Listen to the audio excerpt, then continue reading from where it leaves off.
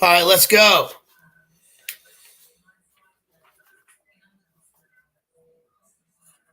All right,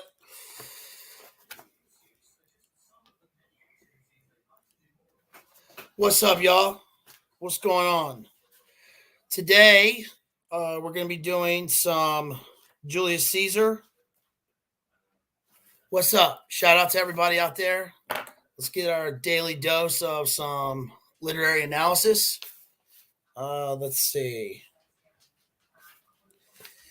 And shout out to everybody out there. Shout out to all my homies. Thanks for coming to the JD pre-stream. So today we're going to be doing Julius Caesar. We're specifically going to be focusing on Mark Antony's funeral oration um, immediately after the assassination of Caesar. And let's see. So give me a second here. Let me know if you can hear me. Give me a thumbs up if you can hear me, if my audio is good.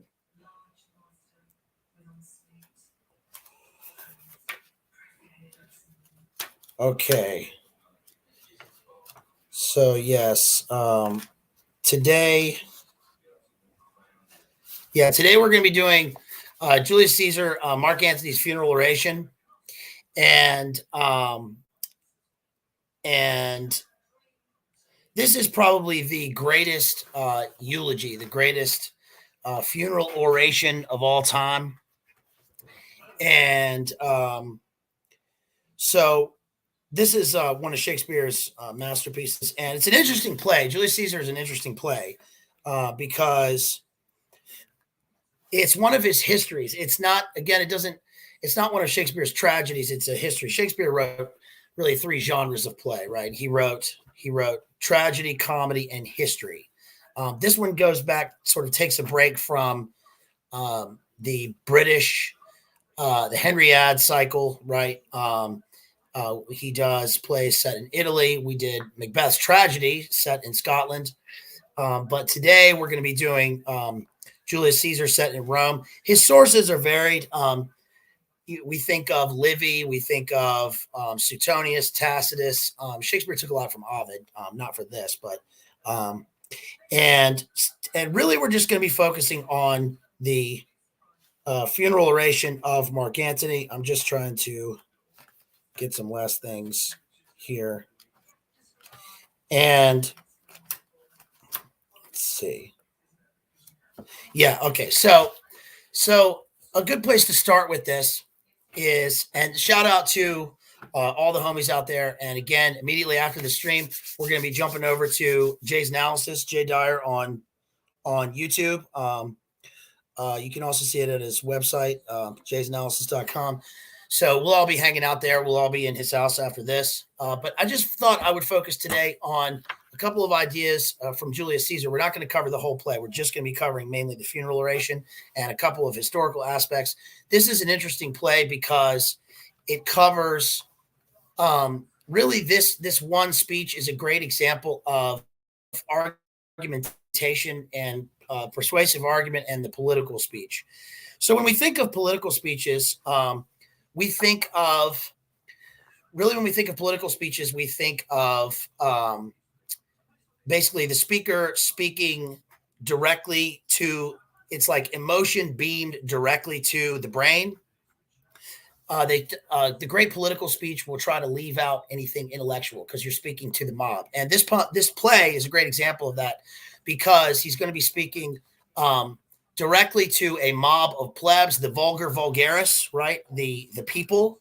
And it's persuasive immediately before this. So what has happened in the play? Just some events leading right up to this. Right before this, Caesar has been assassinated, and Brutus gives a speech. The assassins go outside. They dip their daggers in Caesar's blood. They go outside and they persuade the crowd that what they've done was a heroic act because they have rid Rome of the tyrant Caesar. This is an interesting play because it's hard to get a clear idea of who the villain is in this play. Are we looking at basically? Are we looking at Caesar as the villain? Are we looking at the conspirators as the villain? And your opinion can change according to when you see the play, the production. Uh, Even the idea of, like, you look at the Virginia flag and it says sic semper tyrannis, right?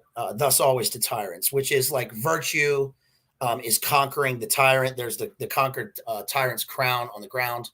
And this is what many say that Brutus said as they took out Caesar. But Mark Antony, who is Caesar's protege in the play, he's younger, and he's really later on we would call him a Machiavellian character. He sort of typifies all of the guile and the persuasive emotional arguments of the elite government person who is trying to sort of prevent a coup d'etat and then take over in the triumvirate later. The first triumvirate, of course, was it Crassus, Pompey, and Caesar. And the second triumvirate, we get Lepidus, Octavian, and Mark Antony. And it's interesting that Mark Antony, what he says, is he being disingenuous, right? And when you watch this production of the play, which is great because it's got Brando in the role of Mark Antony, it's not really a well-known now. It's not a well-known production of Julius Caesar, but it's a great little-known production of Julius Caesar. Am I frozen? Is my video frozen? I might be frozen because I'm redlining here. Let me know if you can still hear me, if my audio is still good.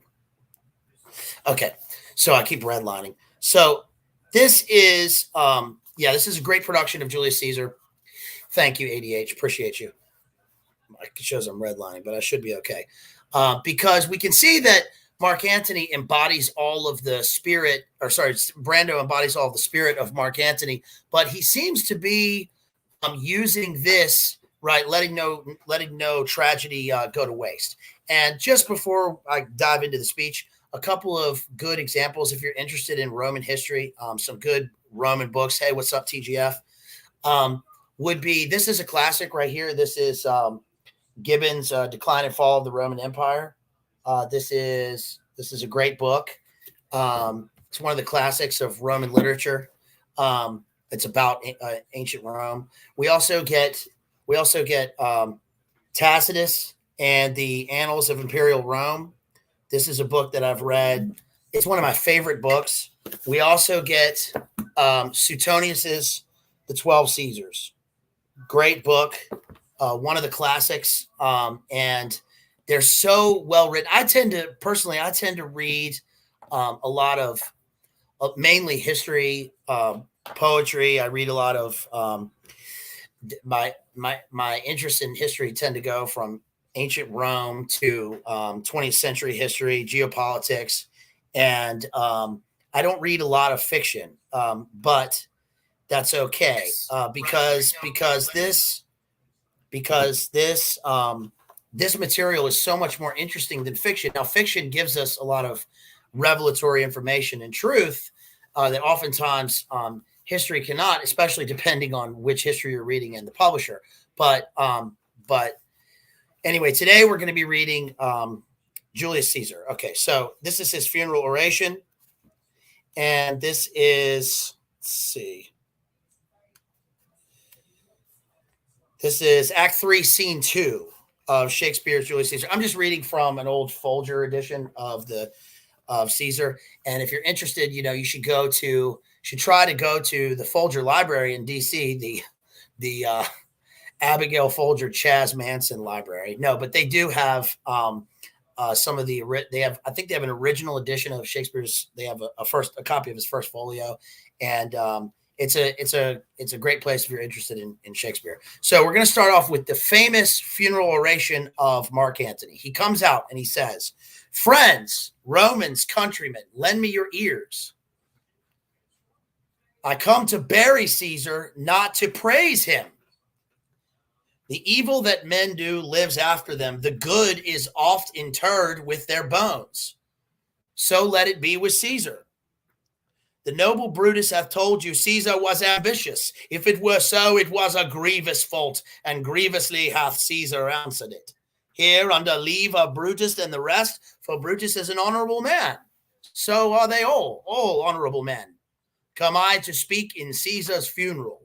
All right, so he starts off by obviously gaining their attention. We see this everywhere. We see this in any political speech, right? Friends, Romans, countrymen, lend me your ears. He does that for a practical reason in the Shakespearean speech, because he is speaking on the steps of the Senate.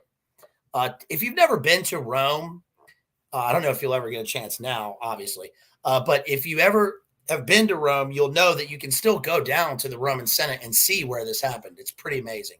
But he's speaking on the steps of the Roman Forum, and he is speaking to the plebs who are up in arms because their beloved Caesar has just been assassinated. But then Brutus, so they are pro Caesar. Then Brutus comes out and gives an excellent speech about why they've done it, and then it's Mark Antony's job to do a rebuttal. And so they are not receptive to what Brutus has to say, what Mark Antony has to say.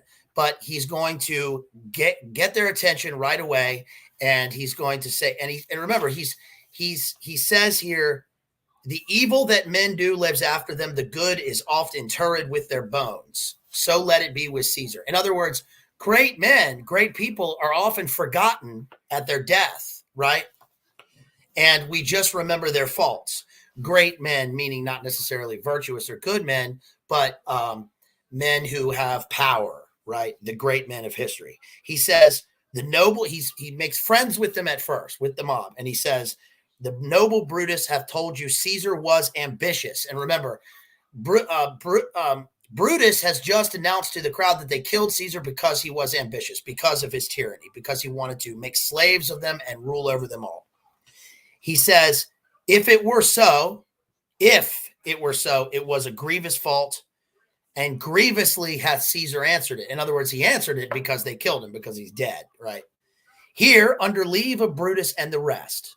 In other words, Brutus has given Mark Antony permission to speak. He has given Mark Antony permission to speak here. TGF says, check my PayPal. Will do, TGF. And so it's important to notice. It's important to realize or notice that Mark Antony is only speaking because Brutus has given him the permission, the opportunity to do that. Word. Thank you, TGF. TGF, dropping some fat PayPals.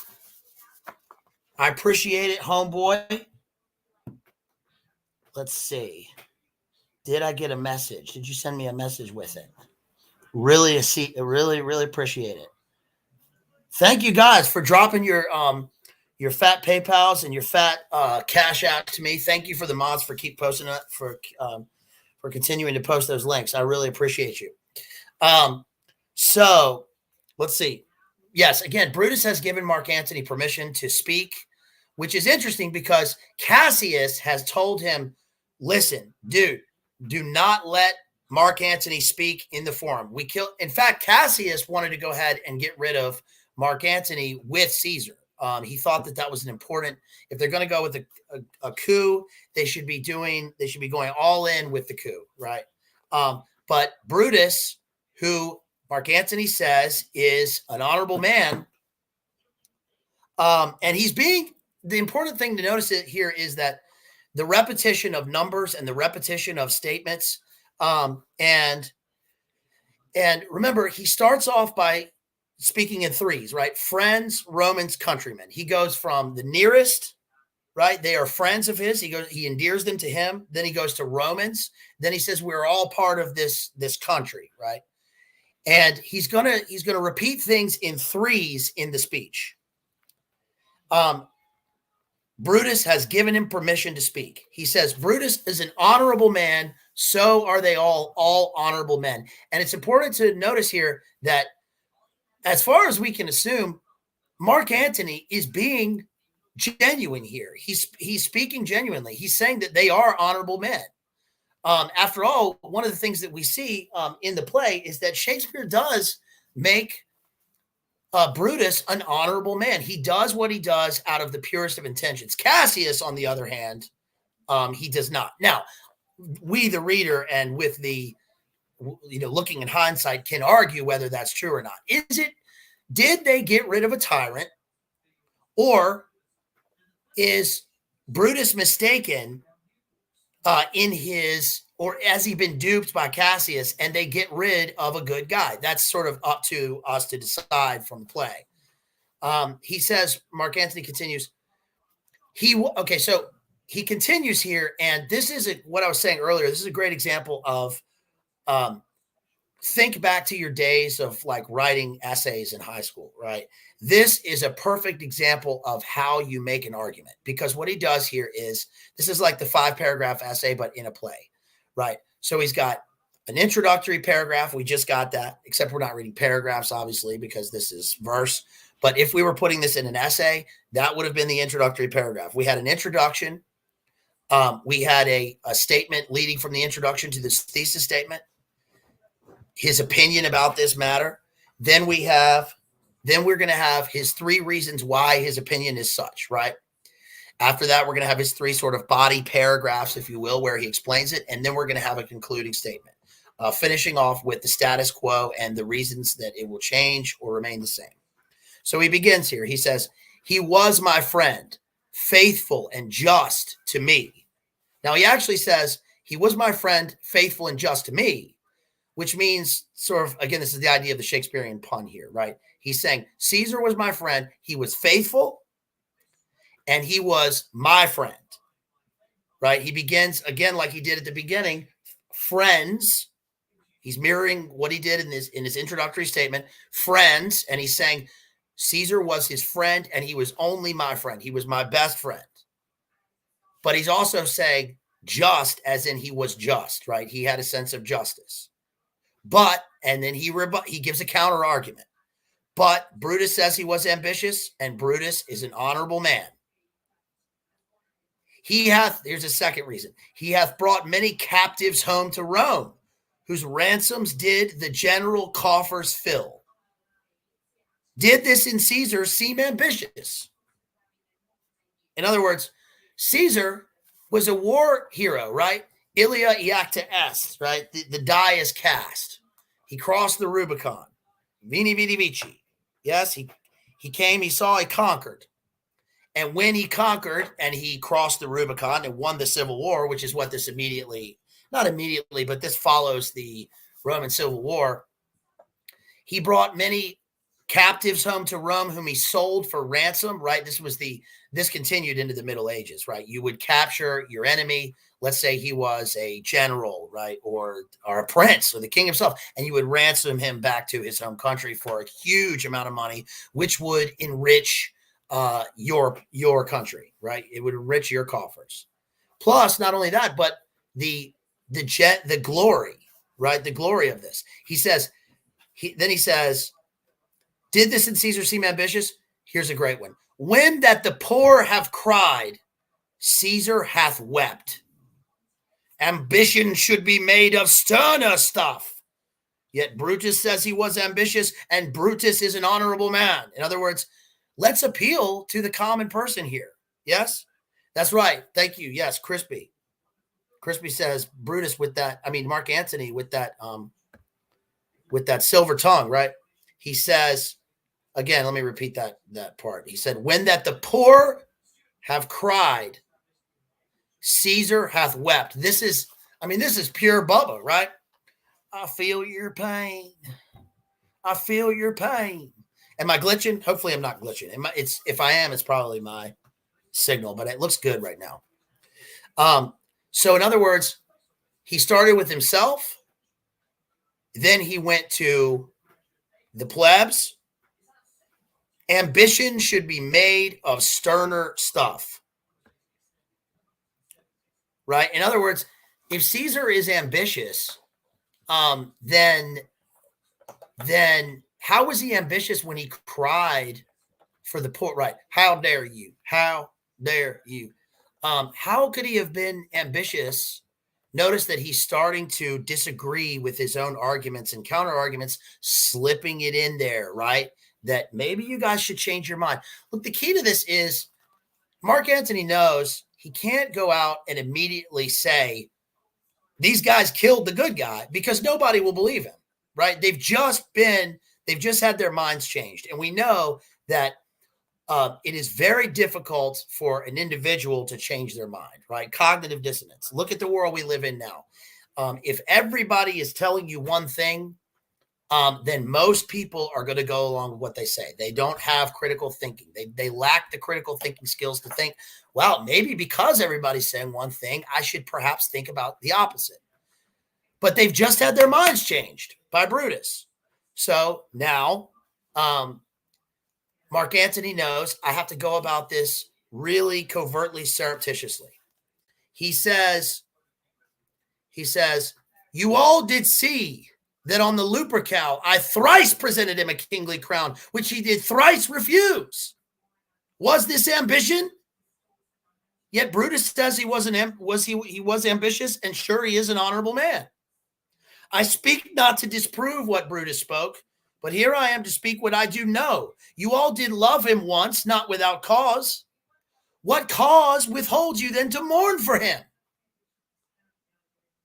So his third reason is, listen, you saw that on the Feast of Lupercal, it's called Lupercal because Luper, right, the wolf, because the symbol of Rome is the she-wolf, yes, that raised Romulus and Remus, and this is the festival of their pagan festival of the wolf that celebrates Rome, that on the Lupercal, I thrice, notice the number 3 again, I thrice presented him a kingly crown, which he did thrice refuse. So this, remember how, you notice how Rome mirrors even this history of the United States here, right? We begin with a monarchy, then we go into a republic, and then they want a monarchy. They present Caesar with this crown. He refuses it 3 times. Yes. And then they're going to go into sort of a chaotic anarchy state in a civil war. And then they will end up with an oligarchy. And then finally an emperor. They will end up with Octavian, who is Caesar's nephew, who becomes Augustus Caesar. Right. Now that part, obviously, we don't have an emperor, but we do have obviously a ruling class. And it's interesting that Caesar denies the crown 3 times, right? And that's reason enough for Mark Antony to say to the people, look, he didn't want to rule over you. He didn't want to be your emperor. He refused a crown. He is your dictator. He may be your dictator for life, but that's to bring order back to the chaos of post-Civil War Rome. Now the counter argument to that is obviously, why would we believe him? Why would we believe this guy? That's the definition of tyranny. So they get rid of him so that the Senate can rule. Mark Antony here is overcome with emotion. He says, oh, judgment, thou art fled to brutish beasts, and men have lost their reason. Bear with me. My heart is in the coffin there with Caesar, and I must pause till it come back to me. That's what Brando does in his version. But what does he, notice the puns here.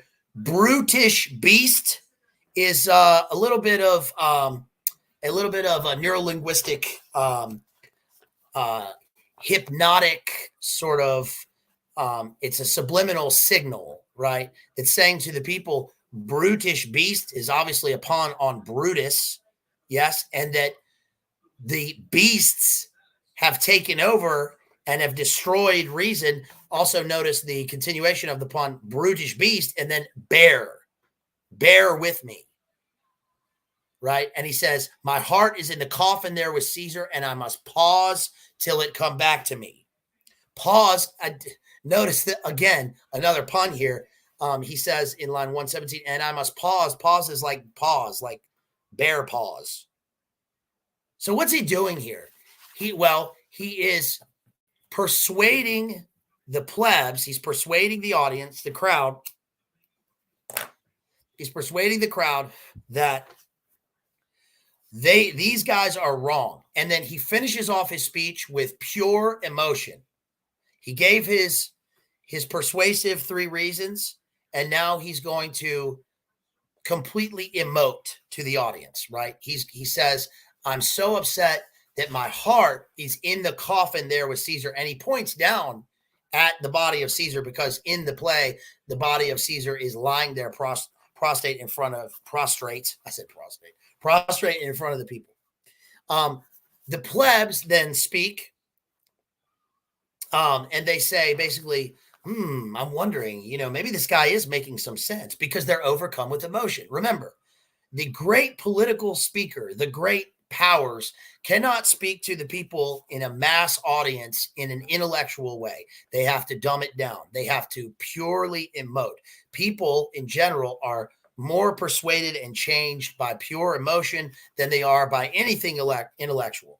So Antony continues, and he says, after he listens to them in the film with Brando stands, he turns around, but he doesn't cry. Notice in the movie that he doesn't cry. He says that he's weeping and his heart is in the coffin with Caesar, but he doesn't cry because this is put on. He is listening. He's listening to what the crowd is saying. Then he turns back around and he says, but yesterday the word of Caesar might have stood against the world. Now lies he there, and none so poor to do him reverence. Oh, masters, if I were disposed to stir your hearts and minds to mutiny and rage, I should do Brutus wrong and Cassius wrong, who you all know are honorable men. I will not do them wrong. I rather choose to wrong the dead, to wrong myself and you, than I will wrong such honorable men. But here's a parchment with the seal of Caesar. Right. So what he says here is, listen, man, remember just yesterday? Just yesterday, you guys loved Caesar.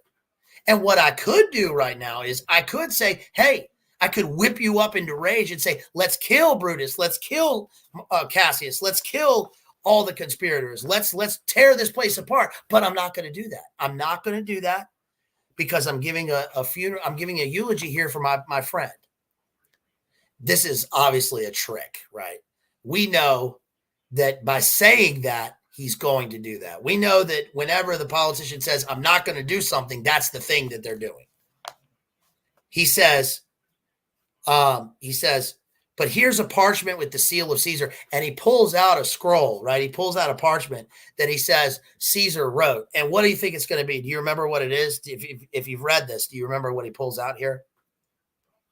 This is brilliant because he's lying.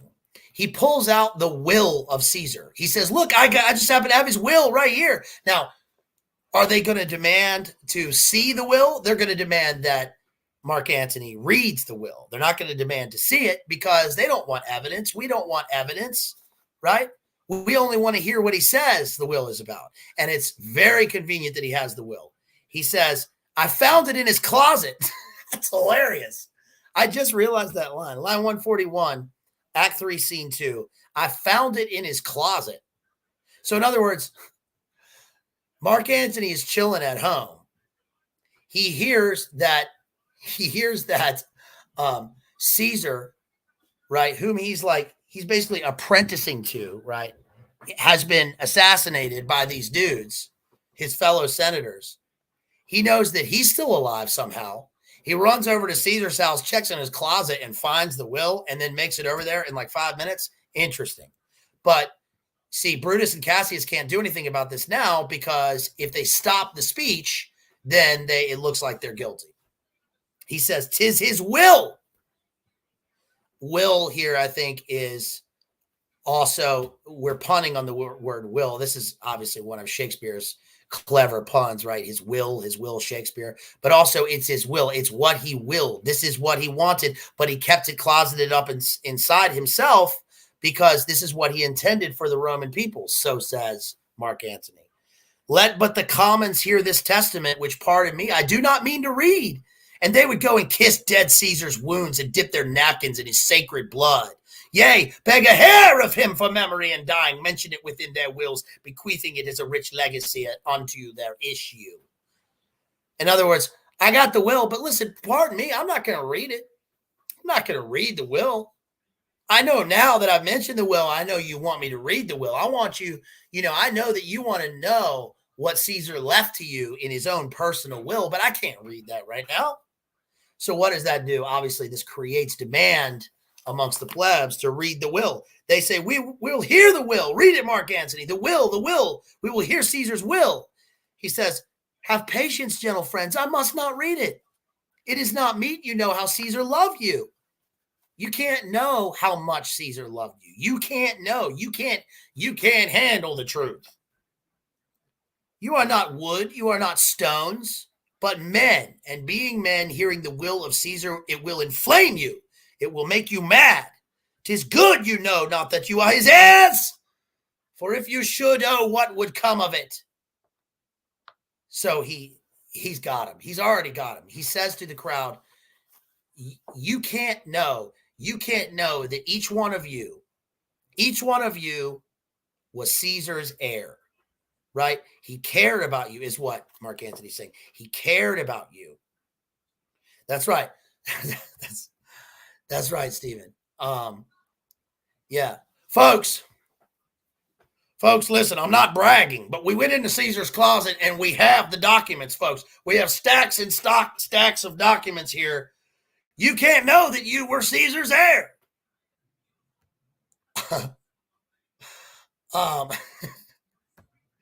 You bet your ass I ordered the code red. All right, they say read the will. You shall read us the will, Caesar's will. Antony says, will you be patient? Again, this pun on the word will. He keeps saying, will you stay a while? I have o'ershot myself to tell you of it. I fear I wrong the honorable men whose daggers have stabbed Caesar. I do fear it. Now, what Mark Antony's doing here is he's kind of doing the opposite of what we mentioned before in a stream, which is that in terms of the intelligence involved in verbal, in terms of wordplay, in terms of especially literature, or even in terms of the common speaking, humor is high IQ. Humor is high IQ because you have to process a lot of information at once. You have to take standard information, twist it, and appeal to someone's sense of humor in a way that where your timing is just right. Yes, this is it's critical. So wit and pun are high up on the level of IQ because not everybody can get that. It takes an acute awareness of people's emotions, the situation, and reading into it and taking information that you have to assert whether people are going to know what you're saying or not, right? And it has to be just right. Sarcasm tends to fall lower on the spectrum because sarcasm is sort of appealing to a base sense of humor, and it usually is it's like you're trying to raise up yourself by standing on other people, or at least we all feel that way when we're sort of the victim of sarcasm, right? And Mark Antony, though, here, this is one example of where I think I would read into it like this, that Shakespeare actually uses sarcasm purposefully here because remember his audience. Remember who he's speaking to. Mark Antony is speaking to the vulgar vulgaris. He's speaking to the plebs. He has to use emotion and he has to speak to the lowest common denominator. So we've just gone through the fact that he was speaking genuinely, trying to be genuine. He wants to tell them the truth. They are honorable men, but here he's already got them. He snagged their attention. So now he's saying, look, oh, they're all honorable men. These guys are honorable men, right? And we know that now he doesn't mean it, right? He says,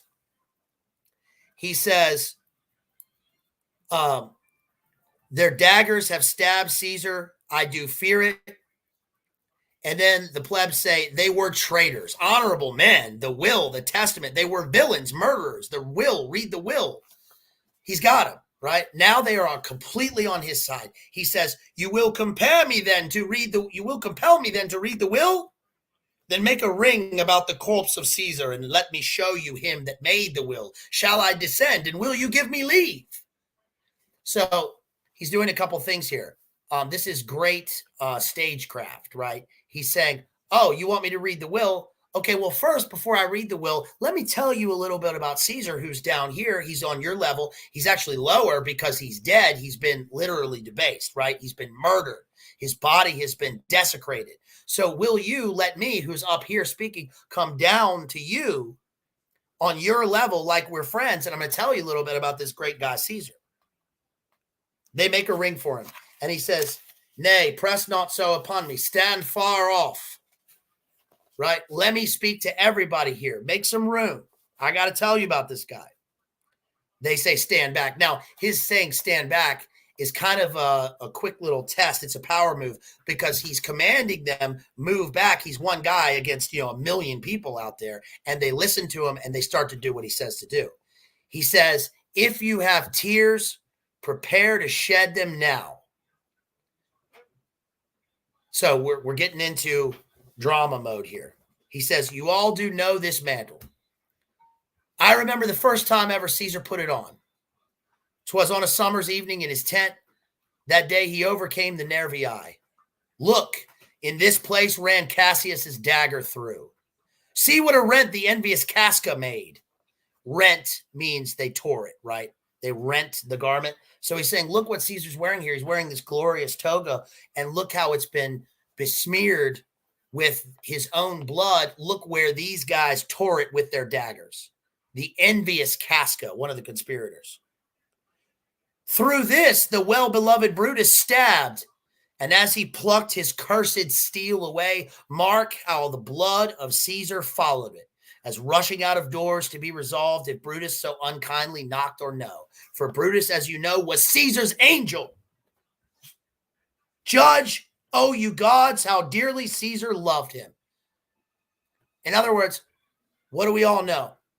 There's nothing worse, right, in terms of relationships than treachery, disloyalty. And look how anytime Brutus came to you, Caesar, right? Look, anytime Brutus came to our friend Caesar here, he was ready to open the door and help him in any way that he could. And look how Brutus repaid him. He was Caesar's angel. We can probably read into this a little bit of theology, right? Because we're saying Caesar's angel, right? The angel here sort of, we can't help but think of treachery, pride, right? That he's saying that Shakespeare is saying that Brutus is a sort of Luciferian character, isn't he? Yes, he is the bright angel who makes war, right? Makes war against God. And obviously in the play, he's saying that, remember, Caesar in real life had proclaimed himself a god, right? In their Roman pagan theology. So by Brutus taking up arms against him, he has destroyed his relationship with him. All right, I gotta pause real quick. My doggy barking. I will be right back. I'll be back in 1 second.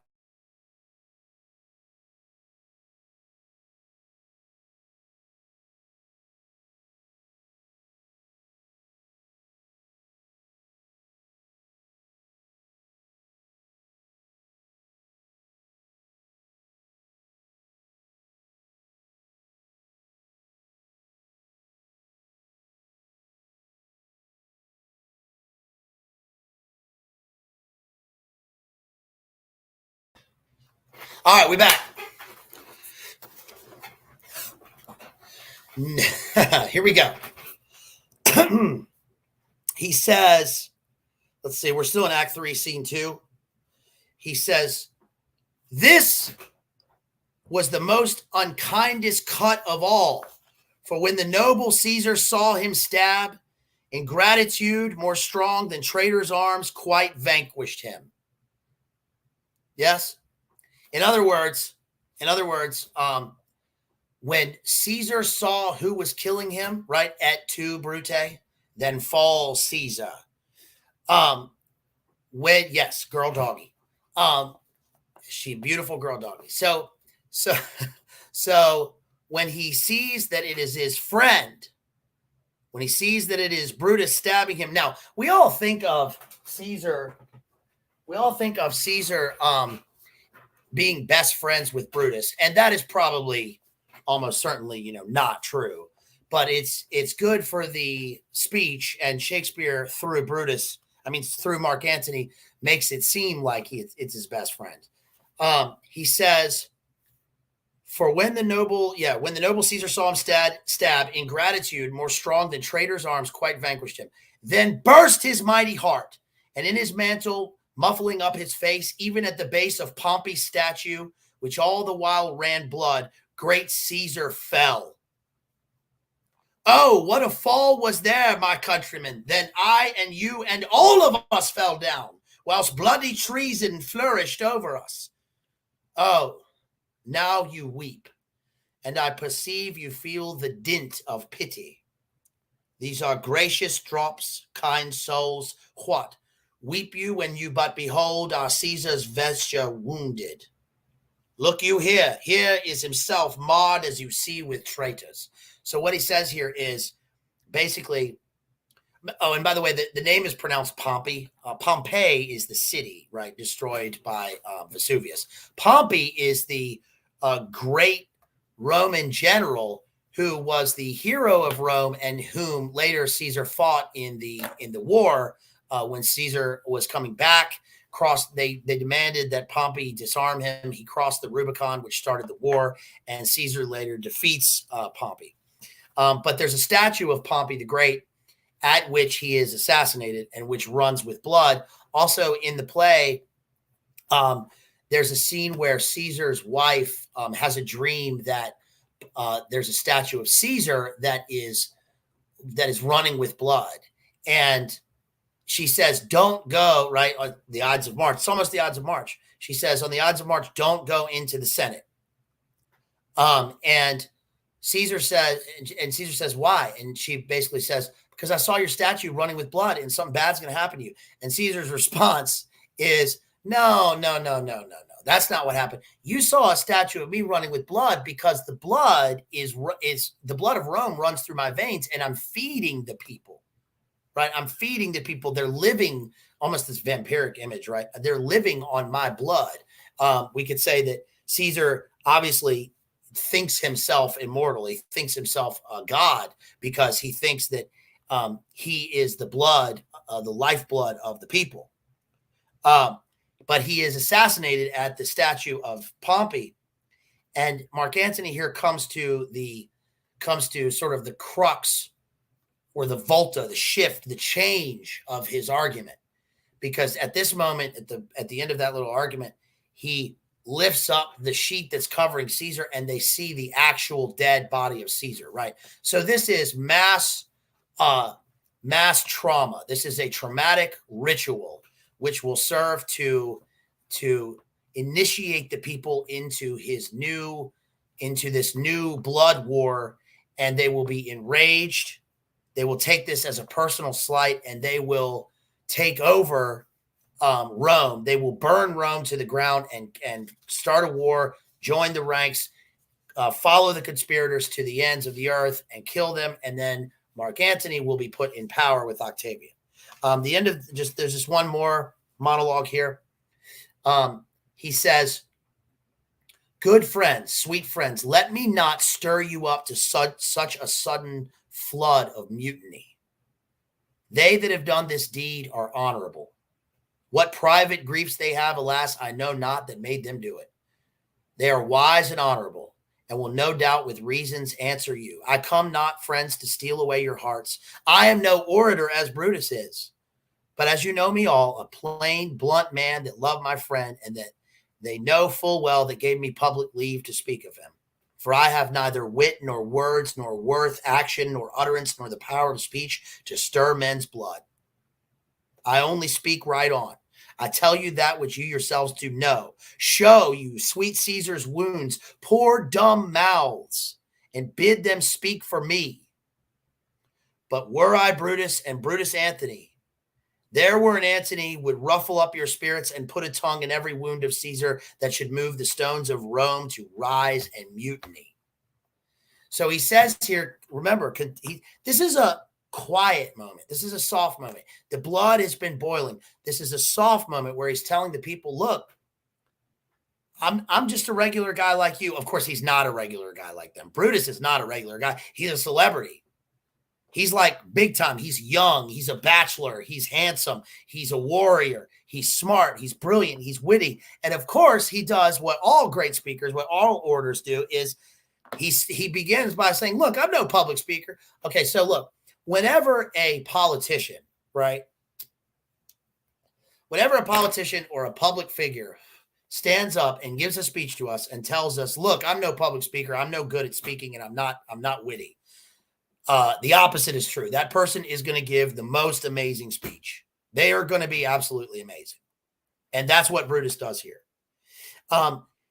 He keeps uttering the words mutiny and blood. The blood, obviously, we think of Caesar as the lifeblood of Rome, or at least he's told us that he is. We think of the blood that the conspirators have shed. We think of sacred blood to them. We see the actual blood of Caesar and his dead body lying there. And now we think of blood as they want blood. They want blood.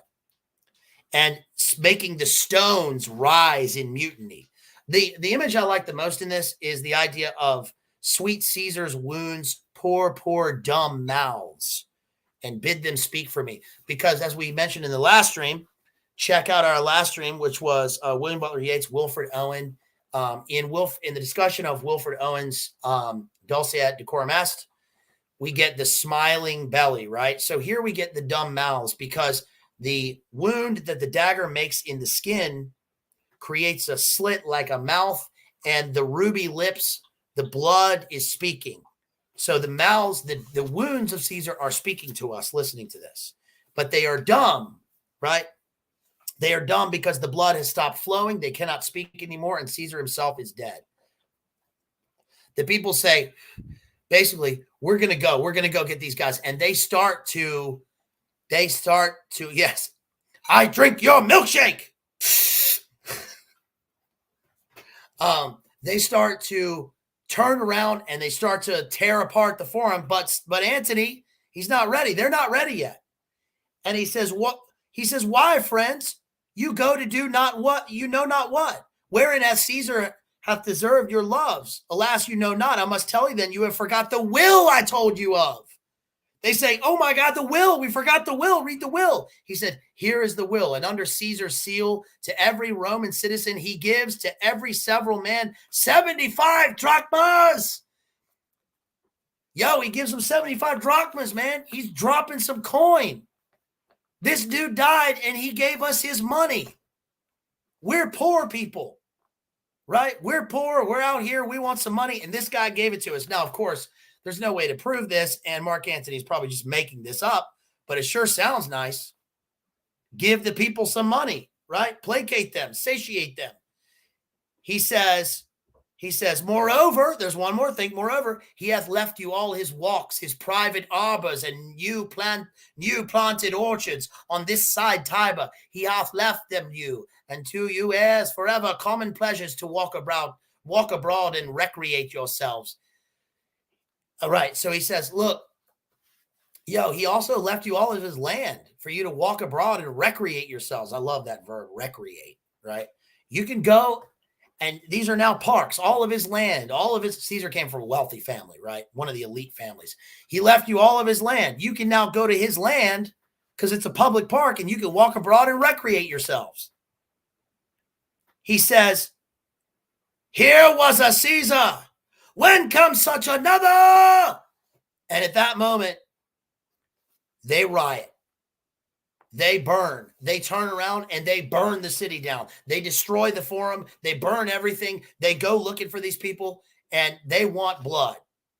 That line is amazing. Here was a Caesar. When comes such another? Right? Notice also that what Shakespeare is doing here is he's saying this was a Caesar, so that we, the audience, go, okay, not only was Julius Caesar, but he was a Caesar. And the Caesar became the name for the emperor, right? It's his last name, but it became the name for the emperor. In fact, it permeates throughout history, right? We get the Kaiser, right? We get the Tsar. We get the Russian Tsar. These are names for Caesar. This is a byword for a great man, an emperor. And he says, this dude is dead and there will never be anyone like him. So it's pretty persuasive. Now, in the next scene, we're not going to go over that, but in the next scene, we see Mark Antony sitting there with the triumvirate, and the conspirators have evacuated the city. They've left and they're going to start forming their army. And what he says is they're going over a hit list. They've got a hit list, a kill list. And basically Lepidus is the third member of the triumvirate. He's this old dude. And one of them says, and I think it's Lepidus, he says, look, I've got the kill list right in front of me, and you put my nephew on the kill list, right? And what's that about? And then Mark Antony says, oh, well, he did this, or he said this to somebody, and you don't like it? Okay, I'll give you somebody. Here's my wife's brother. Bam. And he says, with a spot, I damn him. That's obviously, we get that later in Macbeth, right? Without damn spot. But he pricks the paper, and that is a code for this guy is marked for death. Shout out to Steven Seagal. But notice the ruthlessness of these people. You think Brutus is a common man? He's a regular dude like these poor people. This guy's making kill lists, and he's ready to sell out anybody for his own power. And I think that it's interesting that we could infer that is what Caesar has trained Mark Antony to do as his apprentice, that he has sort of trained Mark Antony to take advantage of these situations, to use them for himself, for power, for the elites, his group. Of course, this becomes infighting amongst the elites, but to do what is necessary to hold on to power. And if we can't draw some conclusions from that to now, then I don't know what can. So I thought that would be just a good brief little pregame for JD's stream, which is coming up in just a couple minutes. And again, shout out to you for watching this. I appreciate you if you're watching this right now, anytime now or in the future. Shout out to my awesome homies and my mods out there. Shout out to Jeski, Mikhailski, Natesky, TGF, ADH, a Devotional Heart. And I especially want to give a shout out to my good homie, Jerry, Exposing Powerful Lies live streams. Make sure you subscribe to him. Go to his links. Give that man some donos, some money. Jerry is a wonderful friend of ours, and he is a great friend. He's in my prayers. He is, I pray for him, and he's a great guy. Please make sure that you follow him. High IQ stuff. And Jerry, I hope I see you soon. I hope I see you soon tonight. So he's at work right now. But yeah, everybody keep Jerry in your prayers. And thank you to Kristen. Thank you to Crispy out there. Shout out to everybody. Kristen, shout out to you, Queen. Yes, big time shout out to you. Shout out to Ellie. Shout out to everybody watching this and all the Chad nerds. Thank you for dropping the links. Shout out to Steven. Shout out to David. And please, if you can, I appreciate you dropping some fat PayPals and some fat Cash Apps. See the links in the chat or in the description. We're trying to get you guys, please like the stream. Smash that like, share it, and especially put comments when it's over, because that helps us helps us catch on to l'algoritmo, so we can get shared and we can get some music, we can get some based wave up in here, and we can get some good lights and some good audio and video as time goes on, right? But thank you for being with me here at the beginning, and I really appreciate it. Okay, guys, I will see you over at Jay's Analysis right now. Thank you so much. And I will see you later. Peace out to you. Love you all. Peace.